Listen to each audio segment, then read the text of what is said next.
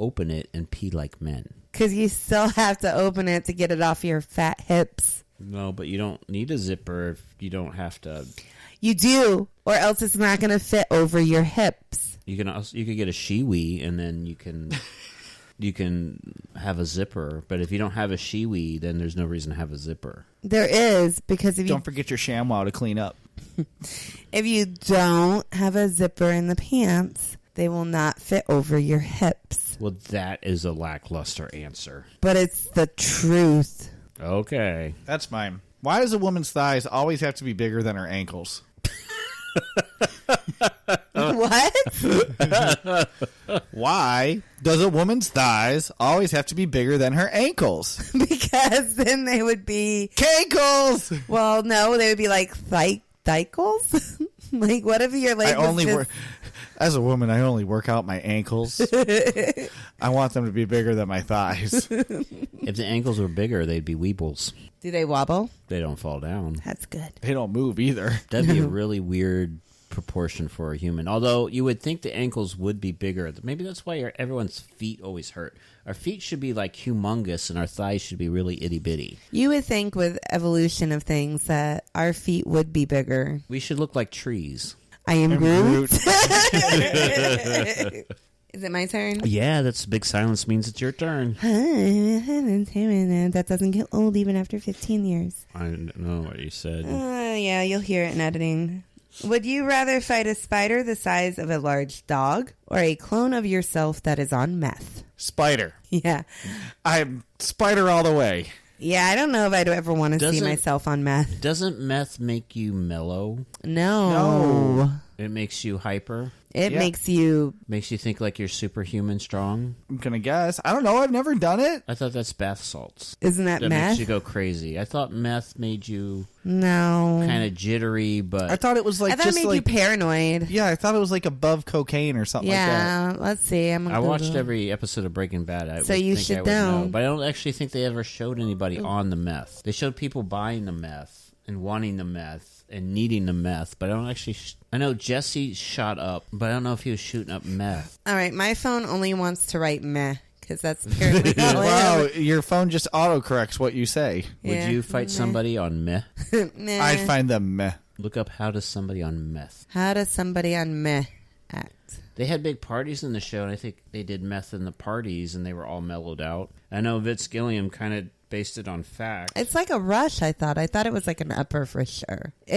What does using crystal meth? And is it the Here's blue the meth? stages of meth experience. One is the rush. A rush is the initial response the abuser feels when smoking or injecting. During the rush, the abuser's heartbeat races and metabolism, blood pressure, and pulse soar. Unlike the rush associated with crack cocaine, which lasts for approximately 2 to 5 minutes, the meth rush can continue up to 30 minutes. Then it's followed by the high, or sometimes called the shoulder. During the high, the abuser often feels aggressively smarter and becomes argumentative, often interpreting other people and finishing their sentences. The delusional effects can result in a user becoming intensely focused on an insignificant item, such as repeatedly cleaning the same window for several hours. Oh, yeah, then definitely fight the meth person. The high can last 4 to 16 hours. Because one, while they're having their heart attack, you can just punch them in the heart, and then they die. Or... after they've done arguing with you over whether women can feel boobs all night and they're washing the window for 20 minutes, you can just hit them with the baseball bat and not the honey knife. Then it is followed by the binge. A binge is uncontrolled use of a drug or alcohol. It refers to the abuser's urge to maintain the high by smoking or injecting more. The binge can last 3 to 15 days. During the binge, the abuser becomes hyperactive both mentally and physically. Each time the abuser smokes or injects more of the drug, he experiences another but smaller rush until finally there is no rush and no high. Yeah, definitely. I'm fighting the meth me. I'm fighting meth me.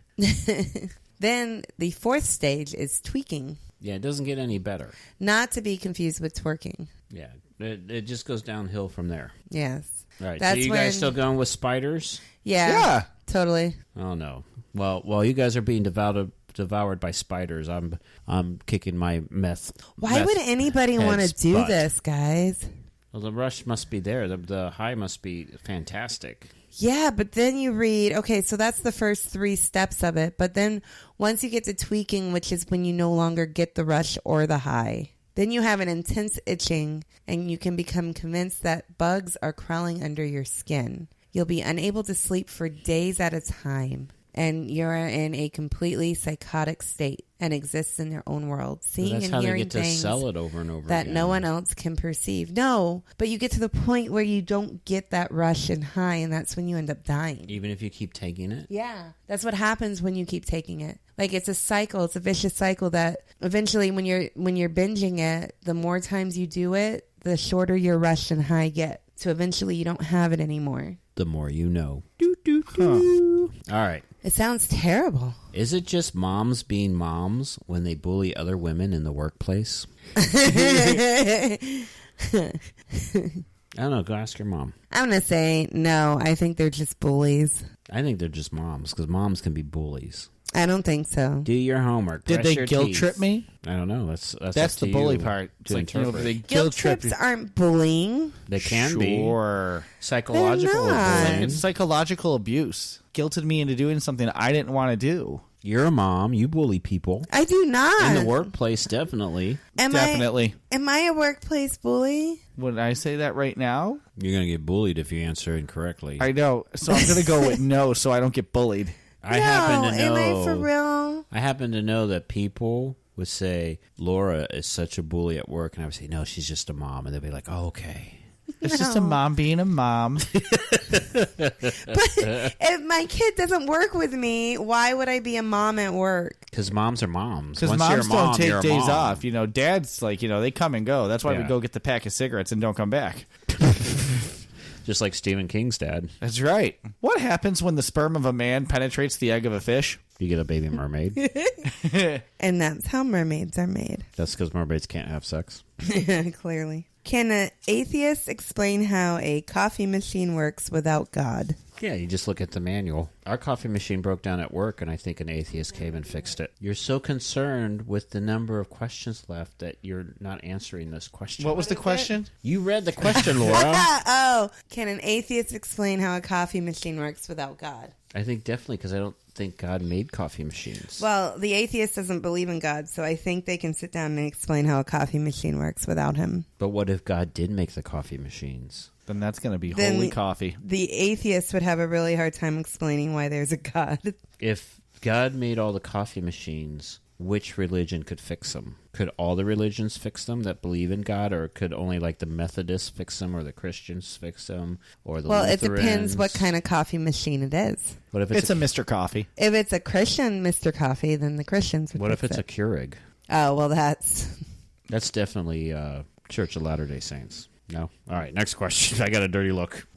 Is it morally wrong to have sex in public zoo owned by a secular state? Well, yeah. I mean, if it was owned by a private institution, it would be fine. Only if the private institution allowed it and had a coffee maker that was run by God. Are you doing it in the exhibit? If it's a sex exhibit. I'm just wondering. If it's the human zoo, then you're okay. Yeah, human zoo, you're fine. As long as the women giraffes don't look at it. That's right. Then you're exploiting them. Oh. All right, next question. During airplane turbulence, how do atheists keep calm? Oh, they hold on to their coffee machines. Oh, dear coffee machine, keep me safe. Well, no. Why did I switch to decaf today? Atheists could not believe in the coffee machine because then that would go against what the atheists believe in. They get the agnostic. Oh. Is it weird to wear airplane pajamas? Only in turbulence.